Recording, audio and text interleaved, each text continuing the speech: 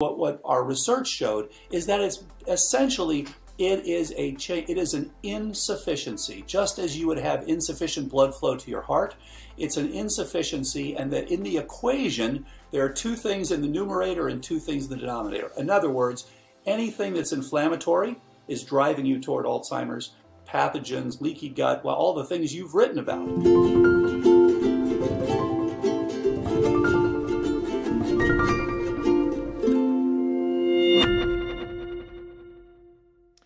Hi everybody, I'm Dr. David Perlmutter. Welcome again to the Empowering Neurologist. We have a very exciting show for you today.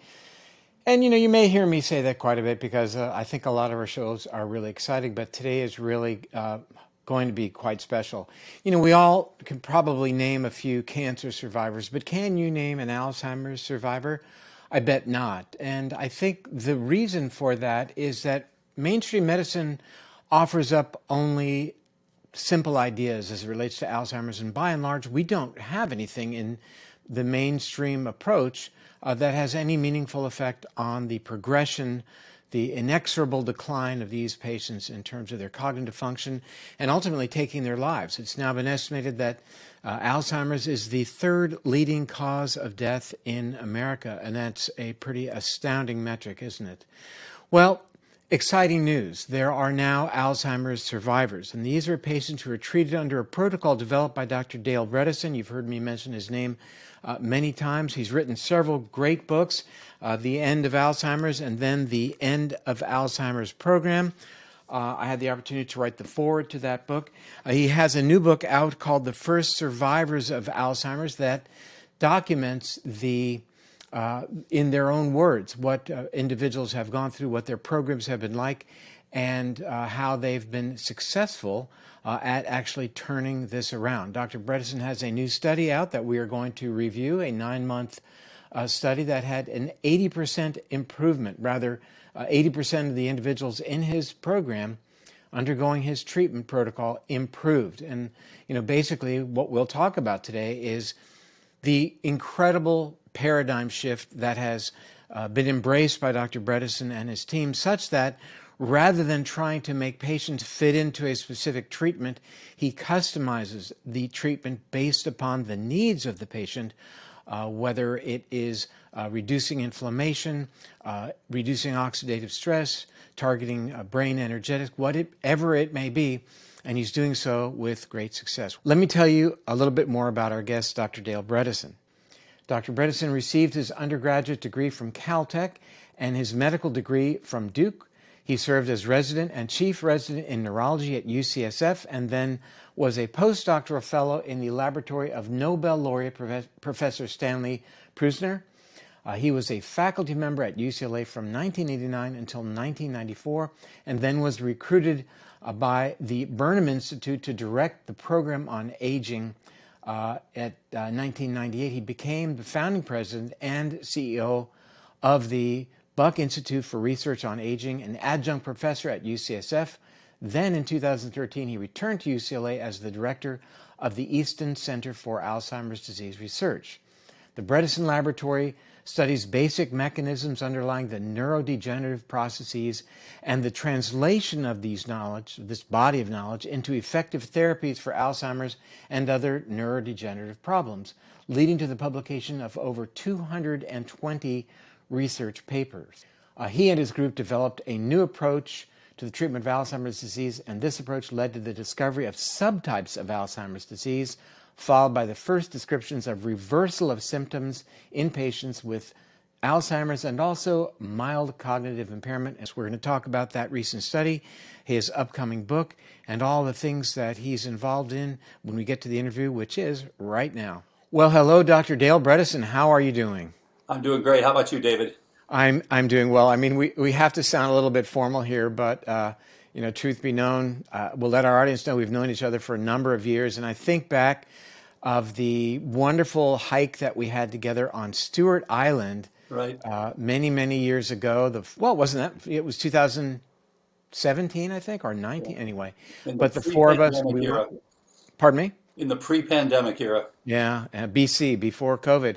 Yeah. You've been a busy man, that's for sure. And you have a new book coming out called The First Survivors of Alzheimer's. You know, you've often said that we all know a cancer survivor, but who knows an Alzheimer's survivor? But you are absolutely changing that, aren't you? Absolutely, and that of course is the goal. And I think that that when you get at the root cause, and you and I have talked about this for years, when you get at the root cause of the problem, then in fact you get improvements that continue. And so you've got people who are surviving. We have people now who are over 9 years on the protocol, who would likely be in a nursing home or have passed away by now, who are gainfully employed and doing great, wonderful things. And so it's just it's so wonderful to see that. And I think I was so excited to get your email a couple of weeks ago, not even, with the publication of your new study, and we definitely want to unpack that. Demonstrating that 80% of the individuals who engaged in your protocol demonstrated improvement after the completion of the 9-month study. But I want to start off with a little bit of a story, a bit of a metaphor, and let you run with it because I know you will. A guy walks into the office. And doctor's office, and he says, my feet are hurting. And the doctor says, well, what are you doing? He says, well, I'm walking, like you told me, 5 miles a day.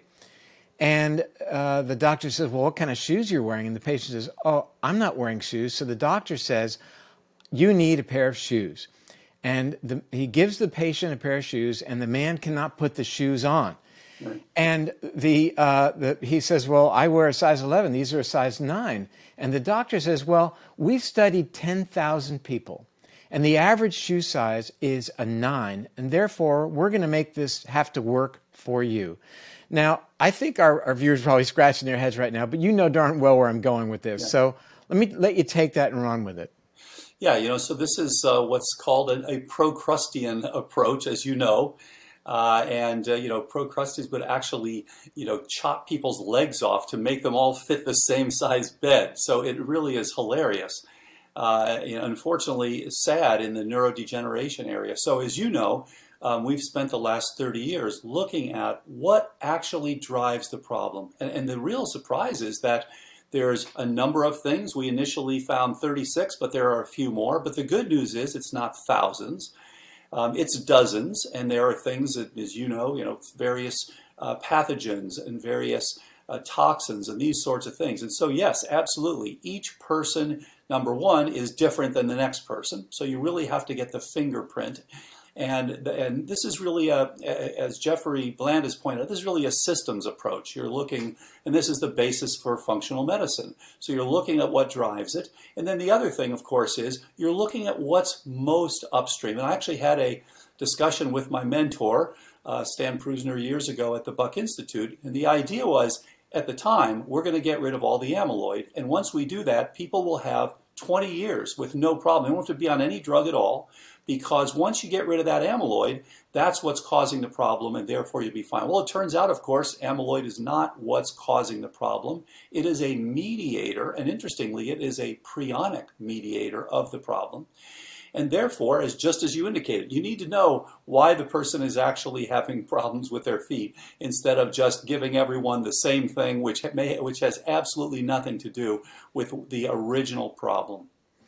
Well, in our modern world, we would like to think that we have identified the cause of Alzheimer's disease, right. Whether it's a bioenergetic defect, or it's a mitochondriopathy or mitochondrial dysfunction, or it's toxic, right. Whatever, or even infectious. But I think you've made it very clear that we can take many roads to get to Rome. And that oftentimes multiple factors conspire to amplify the detrimental effects of each other. Organisms can enhance inflammation, which can enhance free radical-mediated stress, which can antagonize the trophic effects of insulin, you name it. And that it is beyond myopic or simplistic to think that everyone is going to use a cholinesterase inhibiting drug and derive some benefit, not just because it's not unique for them, but because the research shows that that approach doesn't even work. There was a lot of excitement recently with Eli Lilly's new monoclonal antibody, donanemab, that it was so great that the stock of Eli Lilly went up billions of dollars with an announcement that it actually slowed the decline of Alzheimer's by a third, or 32%. Right. That's not what we're looking for here. What we're looking for is what Dr. Bredesen is demonstrating in his research, that we're slowing the decline is one thing, but keeping people level is another. But the home run is getting people to actually improve, and you've done that. Right, and that's the whole key. And I think this is the semantics of success in this field, as you know, unfortunately. And so here's a drug that did not make people better, that did not even stabilize people, but the fact that it slowed the decline by slightly less than a third was getting people all excited. But of course, one of the husbands of one of the patients said to me years ago, the pharmaceutical companies are looking for something that slows decline. He said, when you have a wife or a husband who has Alzheimer's disease, especially in the late stages, that's the last thing you want. And that was such a sad thing to hear from him. So the reality is we want people to get better, and more importantly, we want them to stay better. We want that to continue for years instead of bumping up and then just going right back to decline. So that's the goal, and that's what we saw in this trial. So this is why we were so very enthusiastic. And as you indicated, about 80% of the people actually got better. They improved their MoCA scores. They improved their CNS vital signs neurocognitive index, which is an online, very sensitive test for changes in cognition. They improved their AQC, which is a change score, which looks at, does the study partner or spouse think that they're doing better in various areas or worse in various areas. They actually had better MRIs than even people who are stable. So much better than people who had a natural decline with Alzheimer's disease. But even the people who had mild decline with aging, they did better than those people. So in all parameters, these people did better by attacking the things and identifying the things that were actually causing the problem. It is a real paradigm shift what you're proposing here, and certainly can be extrapolated well beyond dealing with Alzheimer's disease. In other words, a whole approach to dealing with illness in the first place, in that you're not trying to get the patient to fit the treatment, quite the opposite. And you've spoken at length about our need to gain better understanding about the needs of that individual. And, again, that would extend far beyond just the framework of Alzheimer's. But, let's just unpack a bit. And where do you want to start? Do you want to start with energetics? So why don't we start with the notion that there is a bioenergy energy defect in the Alzheimer's brain that may predate the onset of clinical symptoms by 20, even perhaps 30 years. It's a great point, David. So let's start with, what is this disease? That's been the biggest problem. From a research standpoint, the biggest problem has been we understand what COVID-19 is. It's a virus. We have the sequence. We have the sequence of a bunch of variants. We know what this is. So it's just a matter of going after it the way we know you can go after a virus. With Alzheimer's, it is a fundamentally different problem. People have whole ideas. It's herpes simplex related. It's type 3 diabetes. It's reactive oxygen species. It's tau. It's amyloid. Just go down the list. There are dozens of theories. None of them has led to an effective treatment. So what our research showed is that it's essentially it is an insufficiency. Just as you would have insufficient blood flow to your heart, it's an insufficiency, and that in the equation, there are two things in the numerator and two things in the denominator. In other words, anything that's inflammatory is driving you toward Alzheimer's, pathogens, leaky gut, well, all the things you've written about. Anything that is toxic, driving you toward Alzheimer's. And then in the denominator, so anything that's low on the energy side, just as you mentioned, and anything that's low in the trophic side. So nerve growth factor, BDNF, estradiol, nutrients, vitamin D, things like that, all those. So those are the four big groups. And then within those, there are lots of ways to get there, just as you indicated. You can get there through sleep apnea. You can get there through some vascular occlusion. You can get there through some various pathogens, sinusitis. But those are the big four things. And we need to get that energetics, and that really means four things. We need blood flow. And again, so things like exercise, so helpful. And having less vascular disease, so helpful. We need to have oxygenation. So we need to check our nocturnal oxygenation, so critical. Then we need to have mitochondrial function, as you've talked about so many times. And then ultimately, we also need to have something for the mitochondria to burn. So in this case, we need that ketosis. and we need to have the ability to flip back and forth. We need that metabolic flexibility that Aida has pushed. I have to give her credit for that. She has pushed metabolic flexibility from day one as a critical determinant of cognitive decline, and I think she's absolutely turned out to be right. And as I've told you before, many, many years ago when we first started this research in the lab, she said, okay, it's great, yeah, you can transfect cells and you're going to have them express your proteins of interest and all this. She said, but when you finally figure this all out, it's going to have something to do with diet, exercise, sleep, stress, basic things. I said, no, we're going to find one molecule, and it's going to be one region, one domain of one protein, and we're going to get a drug for that, and everyone's going to be cured. And of course, I should have listened to her a couple of decades ago, because she was absolutely right. It does turn out to be this very interesting phenomenon of an insufficiency in a subsystem within the brain, a plasticity network. And then, just as you indicated, it's the same idea for Parkinson's. In that case, it is a motor modulatory subnetwork. It's the same thing for ALS. In that case, it is a motor power subnetwork. Same thing for macular degeneration. All of these things have their own subnetworks, and each one is under-supported for the demand placed on it when you have this neurodegenerative disease. So you're absolutely right. We should be able now, with the unique biochemistry for each of these, to go in and do the same thing. We've already started this now with people with macular degeneration, so we're very enthusiastic about that. But first thing is to get this recent paper that we posted recently in medRxiv, get it published in a peer-reviewed journal, and then we've already started planning a larger randomized controlled trial just to show the same thing we've been seeing in anecdotes and now more recently in this trial, this proof of concept trial. Clearly there are parts of the story that throw a bigger net than others. I mean, not everybody has had mycotoxin exposure. Lead, cadmium, mercury, aluminum, or arsenic. I mean, but they're all important. I'm not belittling any part of the program, but some of the bigger players, I think, would be bioenergetics. You talked about glucose and ketones and the use, the role of insulin within the brain, for example.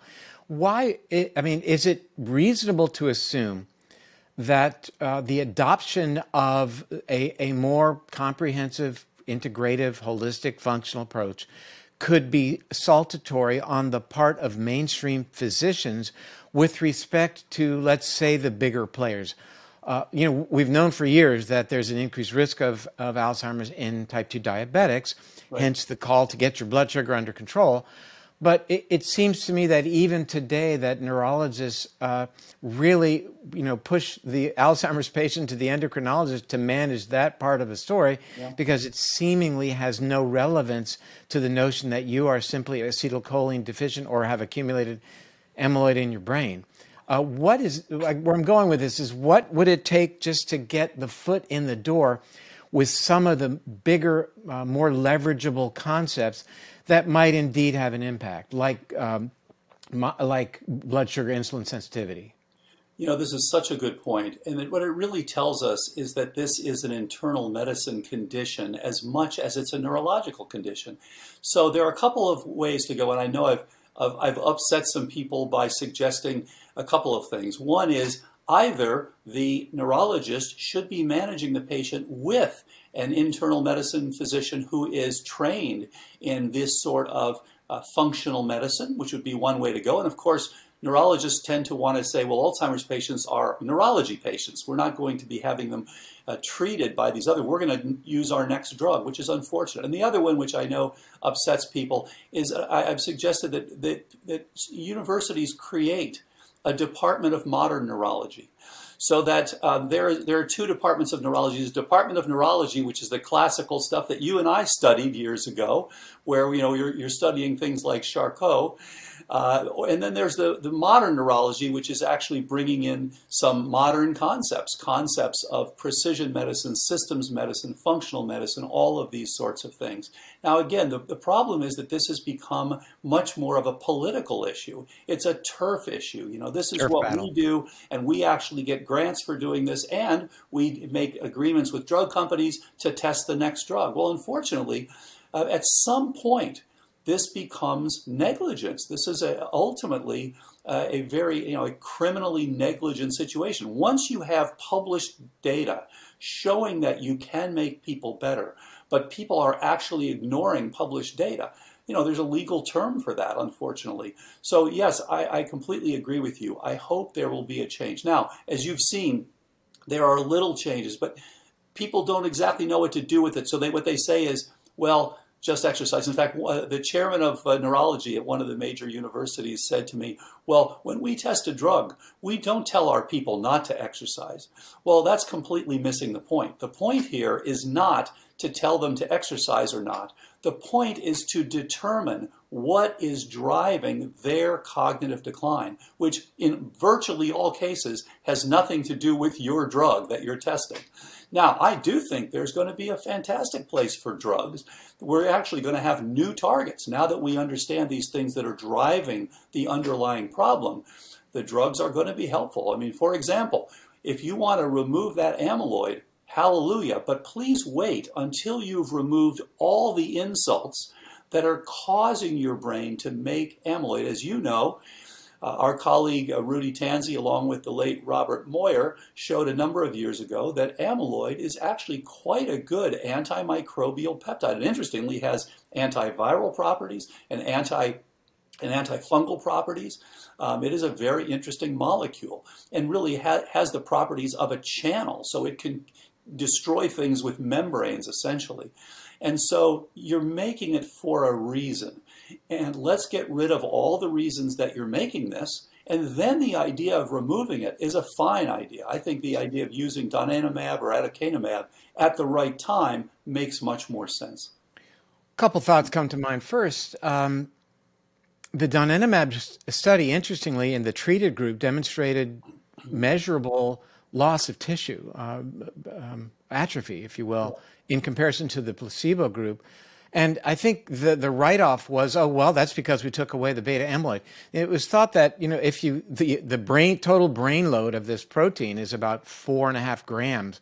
So it's hard to imagine taking 4.5 grams of a substance out of the brain would have explained the degree of change that was seen. But I think you make a good point. I mean, mainstream has really kind of latched onto it was the acetylcholine hypothesis, and now it's the amyloid hypothesis, right, to the exclusion of the data that is indicating exactly what you've said. And even prior to Rudolph Tanzi, Ruth Itzhaki in England, right, showed co-localization of beta amyloid to herpes simplex, indicating exactly what you said.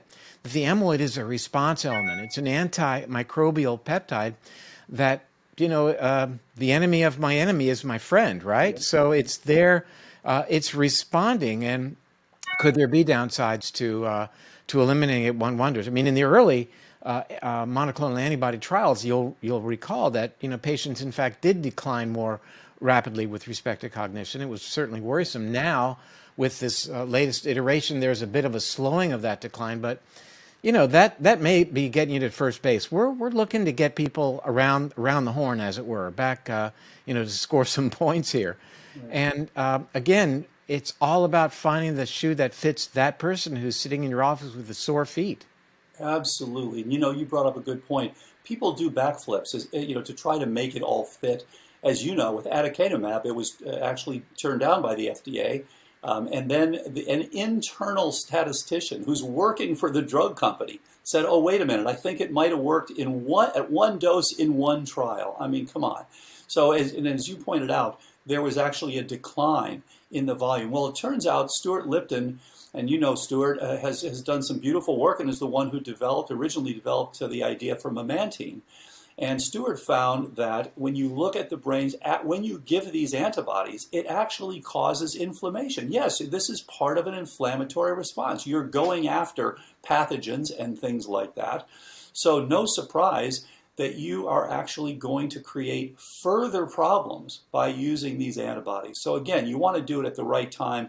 And interestingly, great research, and then the conclusion, as with so many of these things, was backwards. So the conclusion was, okay, let's now develop a second drug we give with the antibodies to try to inhibit the inflammation that the antibodies cause. I mean, this is just such backward thinking. We want to look at what's actually driving this. And there's some nice work out of UCLA years ago and continuing on, showing that if you simply look at your peripheral blood mononuclear cells, so you're looking at the ability of these monocytes and essentially macrophages, blood-borne macrophages, to chew up beta amyloid, to take it up, phagocytose it.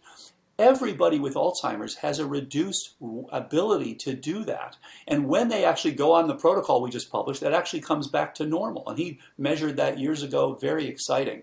So your body is saying, we don't want to get rid of this stuff. It is an anti-pathogen thing that we've now done. This is, as you know, part of your innate immune system. So you're not trying to turn off the innate immune system. And unfortunately, just as people die from COVID-19 from cytokine storm, Alzheimer's disease is to some extent cytokine drizzle. You've got this chronic activation of the innate immune system, and until you get the adaptive system working well, you clear out the problem, you quiet down the innate system, you're going to continue to make the beta amyloid that is part of that innate system, and it is going to trigger the phosphorylation of tau, and trigger the reactive oxygen species you referred to, and trigger the downsizing of your brain, and all the things that we are trying to avoid. So absolutely getting to the upstream is the key. Well, you know, as it relates to then this balance of of amyloid doing what it could do, which is positive, versus the detrimental pro-inflammatory issues, I mean, I think that there are variables we can deal with right now. We can upregulate insulin-degrading enzyme by becoming more insulin sensitive through dietary means, and as such, you know, recognize that this enzyme that degrades insulin is also involved in the degradation of beta amyloid. So let's look at diabetes for a second, because you know, I'm not going to throw the type 3 diabetes and hang on to that, but I think it does throw a pretty large net in terms of energetics, in terms of trophic issues, in terms of glycation proteins and inflammation, in terms of what I just mentioned, insulin-degrading enzymes. So again, it seems like that's a big lever that we could be pulling. You know, this is such a good point. I would argue that you're right. This is likely to be the most common of all. So when you look at these people, you know, the strange thing, you look at this and you say, gee, it's a metabolic disease. No, it's an infectious disease. No, wait a minute, it's a toxic disease. No, wait a minute, it's a genetic disease. And so that's the key. How do you understand the entire picture? And this is why I think the idea that this all affects this same network tells us a lot. And the most common thing that we see is exactly that. People who have high HOMA-IR, people who have high fasting insulins, who are either on their way to type 2 diabetes, may have pre-diabetes or not quite be there yet, but are on their way and have insulin resistance. Because what does that do? That's 80 million Americans. Exactly. So, and what does it do? It's interesting. You can go back to that equation we talked about earlier. What does it do? Well, guess what? It affects the energetic part. It affects the trophic part, because now you don't have the same sensitivity to insulin, which is a critical growth factor. When we used to grow brain cells in a dish, we always had to include insulin to keep them alive. Well, guess what? It also is toxic. You get things like glyoxals in the brain. And guess what? It's also inflammatory, because it now non-enzymatically glycates hundreds of proteins. And of course, we measure it as hemoglobin A1C, but it's hundreds of these proteins. So if you look at it, it actually ticks all the boxes that are giving you an increase. And as you indicated, 80 million Americans. So incredibly important. And you know, one of the biggest problems I think we face is that we talk about mild cognitive impairment. We've come at this backwards because Alzheimer's was identified first, and we've worked our way backwards to MCI, SCI. Well, think about it this way. When you have activities of daily living affected, and you now have true Alzheimer's, that's been 20 years in the making. And so this is like widely metastatic cancer. So we really should be calling people who are in the pre-symptomatic phase pre-Alzheimer's. People who have these minimal subjective cognitive impairment, that's early Alzheimer's disease.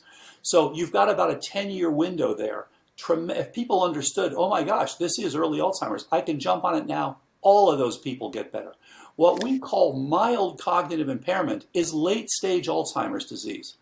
And what we call Alzheimer's disease is really end-stage Alzheimer's disease. So if people understood, yes, let's change the nomenclature so that we can understand this is a long process. You can get in early, but that's absolutely going on when you're thinking, oh yeah, I'm probably okay. Well, beyond the nomenclature, let's talk about the lexicon, because I think there's a term you may have added to the lexicon, which is the cognoscopy. Did you invent that? Yeah, I mean, I just said it because it's easy for people to think, oh, colonoscopy, don't forget the cognoscopy. So I've been told not to use the word. It's a horrible, ugly word, but it's so I think it's simple to terrific remember. because you're advocating an annual cognoscopy. Tell us what that means and why you think we should have them. Yeah, so the point is that so many of us, this sneaks up on us. As you well know, this sneaks up on you. And so you think, well, is this just aging? And even your doctor, unfortunately, will tell you, oh, yeah, you're having a little problem, but it's just aging. No. Senior moment. Senior moment, I've heard that many times. So the reality is you should get checked out to see, because as you begin to change, in fact, that doesn't happen for no reason, as you well know. So there's a tremendous amount you can do. And as you indicated, dealing with pre-diabetes and dealing with ongoing inflammation and metabolic syndrome and gut issues. These make huge changes. And we hear all the time people say, I just had a little bit of subjective cognitive impairment. Oh my gosh, I'm doing so much better. So a cognoscopy is simple. It's 3 simple things. Number 1, get a set of blood tests that tells you what are your inflammatory markers, what is your HOMA-IR, where do you stand with your insulin sensitivity, do you have toxins on board, do you have a reduction in things like vitamin D and hormones and things that are critical there. Second thing is to get a simple online cognitive assessment, easy to do. You can do it in about 30-35 minutes, and you can see, am I having issues? And if there's a question, repeat it in 6 months and see, is this a progressive problem? And then third thing is actually optional. If you're truly asymptomatic and you're scoring well, you don't need an MRI. But if you're not scoring so well or you're not asymptomatic, then what you want to do is have an MRI, and please include the volumetrics. It's easy to do. You can do it, post-MRI, depending on how the MRI was taken.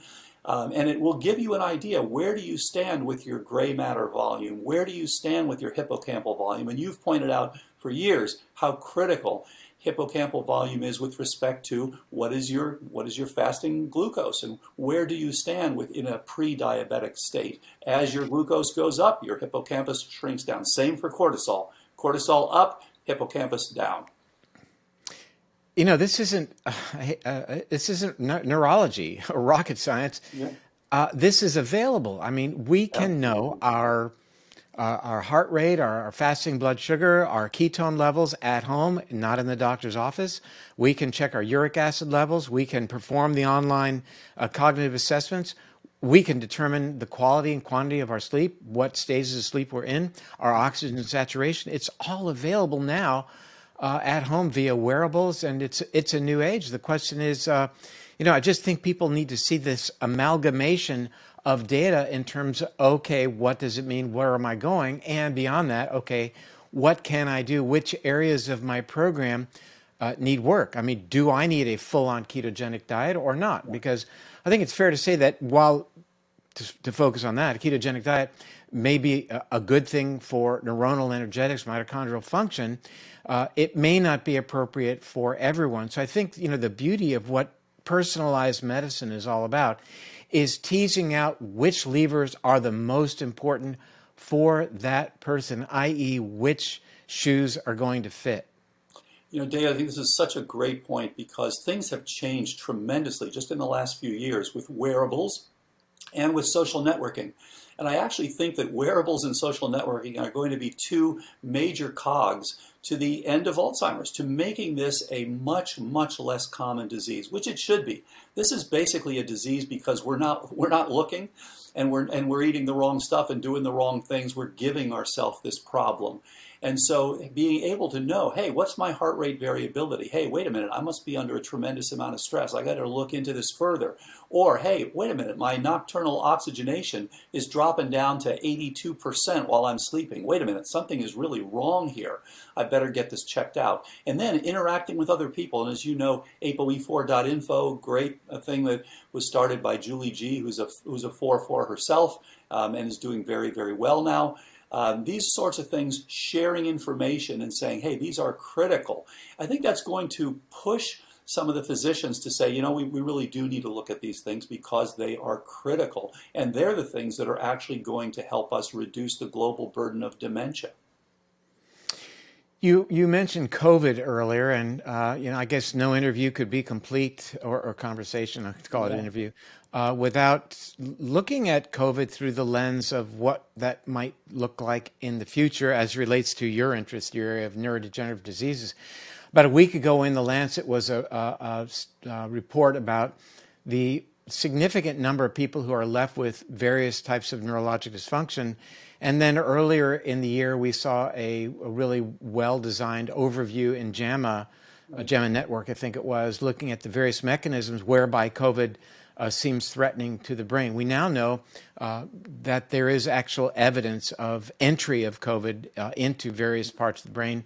And some of these mechanisms include excitotoxicity, NMDA stimulation, kynurenic acid pathway with quinolinic acid being produced, increased inflammation as evidenced by increased levels of, interleukin 1B, IL-6, IL-10, TNF-alpha, the vascular issues, the blood-brain barrier disruption, etc. But when you take a step back, many of the things I just mentioned are implicated in the work that you do. So what I'm getting at is, might we have set the ball in motion for a lot, or might we, but I mean, has the ball possibly been set in motion by this underlying viral illness in terms of future Alzheimer's risk? This is a great point, and I do think if there is a silver lining in this pandemic cloud, then it is that we will be more proactive in prevention. And I do think anyone who's had COVID-19 should be on active prevention of cognitive decline. Please get a cognoscopy. Please get on active prevention because, as you indicated, we don't know the future. And when you actually look at the brains, as you indicated, you see microthromboses, you see microhemorrhage, you see inflammatory cells. There was even a report of megakaryocytes as being a question of one issue. There, of course, the cytokines. One is, as I said, cytokine storm. The other one is cytokine drizzle. But it is the same phenomenon in which your innate immune system is activated beyond your adaptive system. You have not succeeded in clearing. Part of the adaptive system's job is to turn down the innate system. Okay, we'll take it from here. Well, they haven't taken it from there. That's the problem. And so absolutely anyone who's had COVID-19 should have a cognoscopy, should optimize their cognition, but also their mitochondrial function. Because as you know, a few of these people have developed Parkinson's right after the COVID-19. It's very concerning. Now, so far, it's not looking the way it was with post-encephalitic Parkinson's, where so many people are coming down. But hey, 1 year, 5 years, 10, 15 years from now, we don't know. So it is possible that we are faced with future increases in what's already very high prevalence and incidence of Alzheimer's disease and Parkinson's. And so I think it behooves everyone to get on active prevention. I think that it's sometimes a little difficult temporally to get your arms around relationships because we don't see them. We're just seeing the publications over the past couple of years showing increased rates of dementia among those who were exposed to the toxins of 9/11. We know that people were exposed to a horrendous amount of toxins with the California fires last year. And so that, there may be a significant delay. It may have set into motion issues related to long-term consequences from this infection. I mean, and I remember research that looked at the MPTP individuals in 1983 in Southern California or San Francisco, who experimented with the synthetic Demerol and ultimately, immediately, by virtue of the damage to the mitochondria in the part of the brain that creates the dopamine that is involved in the motor system, these individuals developed Parkinson's. But what's interesting, the reason I'm bringing it up, not that that's not interesting, is that when these individuals years later passed away, there was still ongoing microglial activation. In other words, Right. activation of the immune cells within the brain producing these inflammatory mediators long after the initial exposure, the unique or only exposure perhaps that these individuals may have had. So what I'm saying is that these events, though isolated, can set into motion cascades that are feed forward and continue to worsen with time. And I think that kind of brings us back to the work that you're doing, because you're finally recognizing this and stopping it, putting out the fire. And here's why this is critical. This is where the prionic loops come into play. So what happens is you have a system that is unfortunately not a homeostatic system. Homeostasis is great when you have a single goal outcome and you don't require rapid amplification. So things like serum pH. But when you have a multi-goal outcome, for example, blood clotting and then removing the clot, or forming memories, or pulling back. Now you have systems that are prionic loop systems. These are, just as you said, feed-forward systems. So you can get one insult, and then you, unfortunately, if you're on the wrong side of that equation, which is why it's so critical for us to get in early and get people back on the synaptoblastic, the making synapse side of that equation, then as you indicated, here they are years later, and the system is still responding to the fact that it's a feed-forward system. And another great example, of course, the World Trade Center first responders were evaluated in 2015, years after the original problem. And it turned out that 12.8% of them, and then actually a follow-up paper a little higher, about 14% of them, actually had cognitive decline. So even though they had a big toxic burden for essentially a couple of days, they in fact were still now developing cognitive decline years and years later at a very, very high rate. So you made a good point. The California fires, big concern. We were all in that polluted air for a month or so, with Yes, we were ongoing.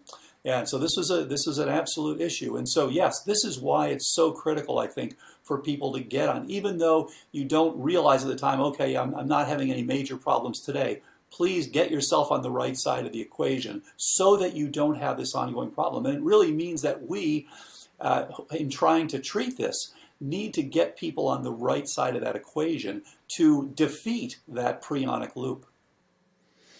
Well, I think it's to look at the offsets. I mean, we can't live in a completely sterile environment. Our world is certainly very polluted. We're exposed to things day in and day out. I had the opportunity to spend time yesterday with Dr. Stephanie Seneff, the discussion, of course, on glyphosate. Good luck trying to avoid glyphosate. That's not going to happen. And I really, as it relates to glyphosate, for example, I wasn't going to go there, but, it acts as an aromatase inhibitor. I mean, amongst the other things it does with respect to the good versus bad bacteria, if you will, in the gut, and acting as a metal chelator, but even as an aromatase inhibitor, therefore, there's some discussion that it may relate to things like PCOS, elevated levels of androgen with decreased levels of estrogens. Why would I bring that up in a discussion with you? Yeah, it's a very good point. And of course, glyphosate, and as Stephanie has pointed out, it does look like a very good potential inciter of ALS with multiple mechanisms. And so it is likely to play a role in multiple neurodegenerative diseases. And I think the idea is most compelling for ALS, but very possibly affecting Alzheimer's and Parkinson's and other things as well. And as you indicated, this is a dynamic process. This is not just, we can just get away from glyphosate tomorrow. We all have some degree of glyphosate exposure, and in fact, some physicians have reported that when people are coming in who are relatively young and very healthy and yet present with ALS or Parkinson's, the one thing they often find is very high glyphosate levels. So that doesn't prove anything, but it certainly makes us wonder, is this going to be a critical player? And absolutely, we want to have people on ongoing detoxification because, as you said, we're all exposed to these toxins. We're living, unfortunately, in an Alzheimer's soup. And so we need to recognize that, and we need to continually be detoxifying as well as optimizing our metabolism and the other things. So it really comes down to this overall burden that is a dynamic one that we can now address, making ourselves sensitive to insulin and making ourselves in active detoxification and healing our gut, just as you've talked about for years and years. That is such a critical part of this. And in the trial, it's interesting.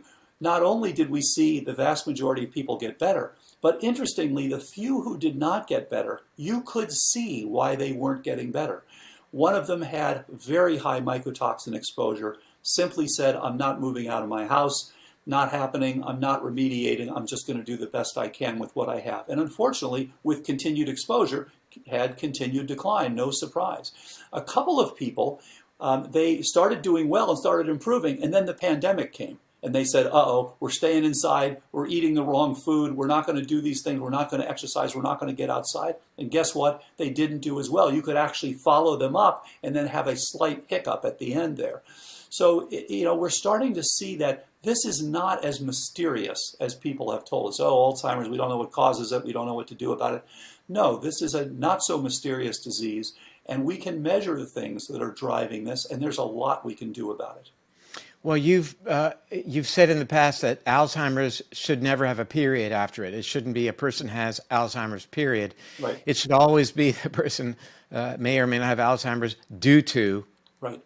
fill in the blank. Yeah, it's like fever, dying of fever. Well, wait a minute, why did you have a fever? And same idea, why did you have Alzheimer's? It's like a fever. And I do want to just quickly say that the people I worked with on the trial, Dr. Kat Tubes, whom you know, Dr. Ann Hathaway, and Dr. Deborah Gordon, just absolutely fantastic functional medicine physicians, and just did a great job. I'm really honored to have done this trial with them. How wonderful to take a pause and call that out. I love it. I love it. That's great. There's so many thoughts come to mind. When you're talking about ALS, and the increased rates of ALS, certainly Parkinson's as well. Boy, that one's skyrocketing in comparison to where it used to be. We'll talk about that in a moment. But one of the things that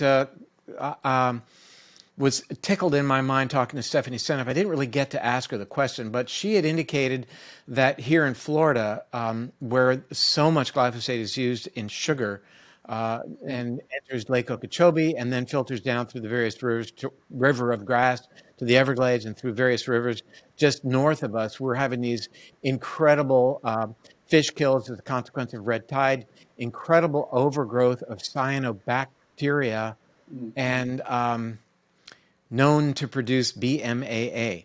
Yeah. And I was actually, how did I know you knew about this? Because I was reading it in a throwaway article in a waiting room while my wife was having a mammogram a couple of years ago, and I saw your name commenting on the BMAA story, a neurotoxin. But there's so much, terrible pun, downstream effects of these things that we're doing upstream through multiple steps, so that we could say, well, glyphosate is bad because.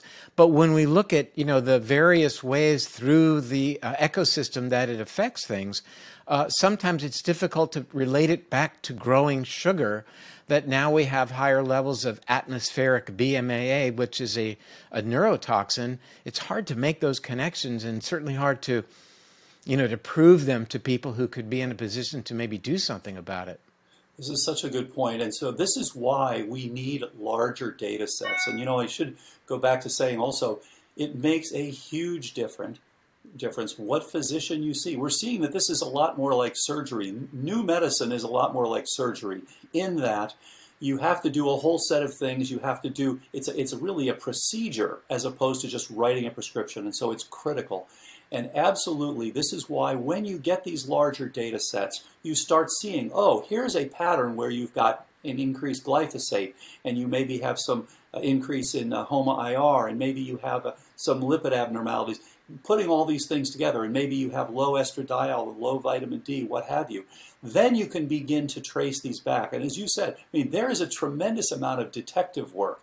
In the past, You know, we've heard all these wonderful stories about figuring out that things like scurvy, oh my gosh, what are these people actually dying from? And then, of course, each century they would figure out a treatment for scurvy, and then doctors would reject it and say, we don't believe that, and then it would take till the next century to come again. So we're doing the same thing now. We're starting to figure out what are all these things, where are they coming from? And again, Stephanie Seneff's work, I think, is instrumental in understanding all the remarkable effects of glyphosate and how critically damaging it can be. And you mentioned the BMAA. Of course, Paul Allen Cox has done beautiful work on this with his laboratory for years and identifying this as a critical excitotoxin. And again, what happens though, people jump in and say, okay, if we just take the L-serine, that should do everything. Well, we'll see. There are ongoing trials. Maybe it will, but my guess is it's more complicated than that, but that will be part of an overall optimal protocol going forward, just as specific drugs will be, but starting with the appropriate protocol, which is for you, which targets the things that are actually driving the decline. And I think that's the way medicine is headed, toward being, I would say, more Sherlock Holmesian for us to understand, because this is we're dealing with very, very complex organisms, human organisms. And these things are not simple. The old idea that you're just going to write a prescription and it's going to take care of 100 things is really backward. It's really outdated thinking. We can take care of one thing by addressing 100 things. You know, one of the powerful tools used in medicine has routinely been unique strains with genetic differences of rodents, for example, mice. The mouse model of Alzheimer's disease that has a specific unique genetic change.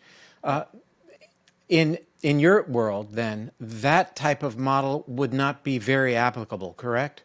You know, that is a really critical point, because we worked with those models. We worked with the Alzheimer's transgenic mice. There are different ones now. They're the 5X FAD mice, which is basically, they're saying FAD, familial Alzheimer's disease. Well, that's less than 5%. The mice that we worked with were typically APP mutants. APP mutations in humans represent less than 1% of Alzheimer's disease. So the vast majority of us who are developing Alzheimer's develop it in a sporadic sense. This is sporadic Alzheimer's, and it has little or nothing to do with those mutations. And yet, of course, when we test these various theories and these various drugs, we test them on mice that only model that rare case of Alzheimer's. And then we make this leap and say, aha, this is going to be good for humans. And no surprise, when it's tested in the clinic, it shows that it's not good for humans.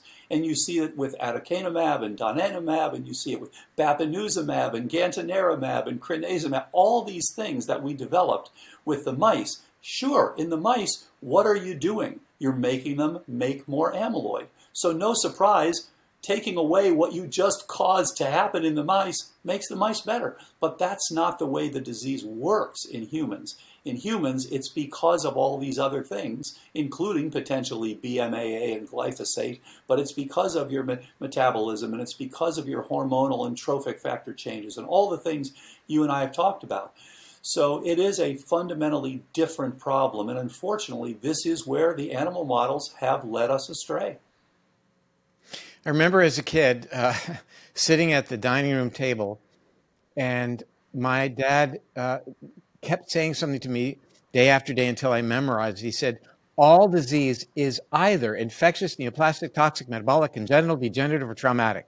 Yep. And I had to say it in one breath. And if he were alive today, I would say, guess what? It looks like many of these things conspire together. That this is multi-mechanistic in terms of certainly well beyond neurodegenerative conditions. I mean, I think we can look at autoimmunity, for example, and recognize that the notion of monoclonal antibody to target TNF-alpha or whatever it may be as a meaningful treatment for the autoimmune disease du jour is really, again, very myopic, not really focusing on the fire, simply focusing on the smoke or the downstream issues, as it is with diabetes. My goodness. I mean, I had the opportunity last year, now it would be longer than that now, it was in person a year and a half ago, to lecture to a group of mainstream physicians up in New Jersey. Mm-hmm. And I asked, what is the goal in your diabetes treatment?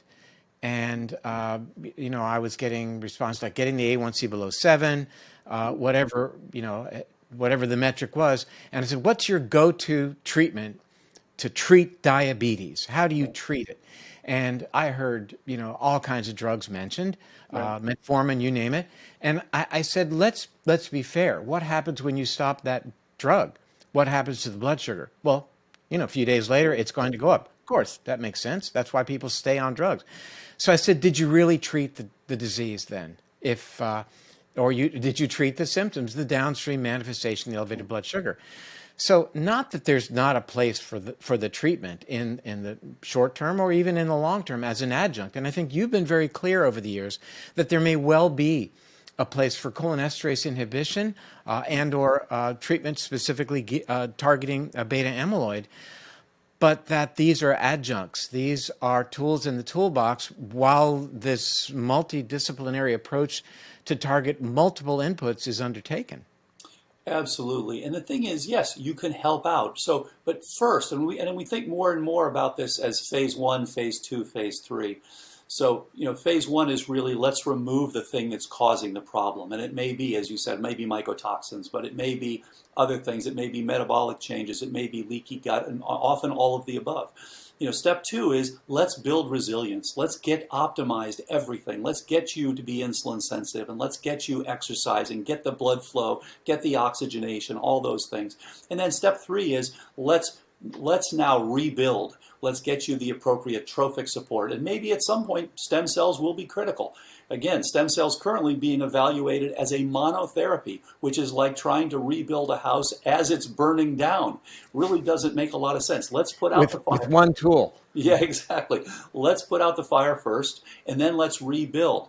So I think that these things are all going to be appropriate at an appropriate time. And just as you indicated with diabetes, let's understand why the person is having diabetes. You can really break 21st century medicine all the way down to one word, which is why. So we want to know, you and I learned in medical school, what is it? Is it Alzheimer's? Is it Parkinson's? We were very good at learning. Especially as neurologists, it was, once you named the disease, that was it. That's it, because you're probably not going to do much about it. Now it's all about why. It has shifted from what to why. So what are all the things? Why did you get this disease? Same thing with diabetes. And once you understand that, there's a tremendous amount. I mean, this is one of the things that has concerned me the most. We've all been told, don't bother to go in early because there's nothing to be done if it's Alzheimer's. Nothing could be further from the truth. The armamentarium in cognitive decline prevention and reversal is huge. And learning to use it appropriately, the best things, yes, when do you want to use a cholinesterase inhibitor? Well, after you've done everything else. It may be that you're now doing just fine with your acetylcholine. It may be that your diet was too low in choline, as so many of us are. And so it may be that doing the right things will get you back. But if not, fine, you've now got that ability pharmaceutically to top that off. But remember, as soon as you're doing that, something that is not natural, that is not physiological, you've got potential side effects. Some people are going to have some gut issues or some cramps with it. And the key thing is the people who suddenly cold turkey it could potentially get worse with their cognition because, as you know, your body now responds by making more cholinesterase, exactly what you don't want it to do. And so if you suddenly cold turkey, you could be in a worse position than when you started. So please use the drugs at the appropriate time and the appropriate ways. In your protocol, you do emphasize as an important leg, supportive leg, the gut and detoxing the gut and supporting the microbiome, and for all the downstream benefits therefrom. And it just seems, not for me, but I think for many involved in neurosciences, attention to the gut would be about the last thing that they would consider. Yeah, that's such a good point. And of course we hear more and more about how important the gut is in Parkinson's, is in Alzheimer's. You've written an entire book about the gut and brain and how they interact. So these are all critical pieces, and there's no question, especially through the vagus, for example, but also through other all sorts of metabolic pathways. There's a tremendous instrumentation here. This really is a coordinated unit. This really does come back to systems biology. And the gut affects everything from your ongoing inflammatory status to how well you are folding or misfolding proteins in your brain, to whether you are seeding with amyloids, to production of specific neurotransmitters, as you've pointed out before. So this is such a huge connection. And in fact, many, many of us have damaged guts, have dysbiosis, and these things are all critical to address if you're going to get best outcomes from cognitive decline. You know, there's so much in the literature these days that's making it clear, even from the physicality of the connection of the vagus nerve as it relates to alpha-synuclein making its way from the gut to the brain in the Parkinson's patients. Speaking of Parkinson's, I think, you know, it seems pretty clear that the numbers there, percentage-wise, are incredibly increasing. And, you know, one wonders why, but I think when we recognize the much more obvious relationship of toxic exposure to Parkinson's and, you know, the degree of toxicity of our world, I think it makes sense. You know, I was very taken a couple of years ago to learn that there's this chemical Maneb and Mancozeb that are used to create Parkinson's in the laboratory animal to damage cellular function, to damage the mitochondrial function in certain human-derived cells, and that this chemical, which obviously is locked up, you can only get it for deep research availability, is available on Amazon to kill bugs in your garden of your vegetable garden. Yeah. I wanted to be sure when I spoke with you today that that was still the case, and I looked it up last night, and there it was. It's truly breathtaking that you know, everything in the world of toxicology, as in terms of what we are exposed to, is innocent until proven guilty, including, for that matter, glyphosate. Despite the fact that these, you know, the relationships to cancer are, I don't say proven, but certainly correlated in the court of law, but still you go to the hardware store and there are stacks and stacks of it, no disclaimer, and it's just business as usual. It's so, you know, that's where it starts. Why would you and I be having a discussion about that? Here we are talking about Alzheimer's. Let me, in the time we have left, and this may run counter to your you know, raison d'etre, but that is cultivating specific programs for the unique needs of the individual. We've talked about that. As important as the day is long. However, could you, for our viewers, give us a couple of really good bullet points that if they're not going to the doctor's office and having a homo IR or blood sugar testing or monitoring or continuous glucose monitor, whatever it might be, just what are some of the broad stroke good things that we can be doing to keep our brains healthy? Yes, and let me quickly comment on your point about Parkinson's. Absolutely huge increases, probably toxin related, you know, trichloroethylene, things like that. Anonicin is another exposure that some people have that increases Parkinson's. And when we looked at these different subtypes of Alzheimer's, what we found is that the toxic subtype of Alzheimer's is actually more similar to Lewy body disease and Parkinson's. So it's part of that group, not so much the metabolic type of Alzheimer's. So, but come back to your point about, you know, what can we all do? Absolutely. And the number one thing we can all do is become metabolically flexible. So number one thing is eat a diet, just as you've pointed out over the years. Then we would say a plant-rich. This would be a plant-rich, high-fiber, mildly ketogenic diet. Let me just stop here and say, because Aida always reminds me, this is not Atkins. That's not what we're saying. We're talking about a plant-rich, whether you want to be a vegan or just have a largely plant-related diet. That seems to do the best with all the data for cognition. High fiber, high phytonutrient diet with an appropriate fasting of 12 to 16 hours between finishing your dinner and starting your breakfast. And you want to have no gluten, no simple carbs, and preferably no dairy. Those are the big three that can give you a problem. And of course, again, you've written a whole book about these things. and especially focusing on gluten. It's a huge issue because of its impact, especially on leaky gut.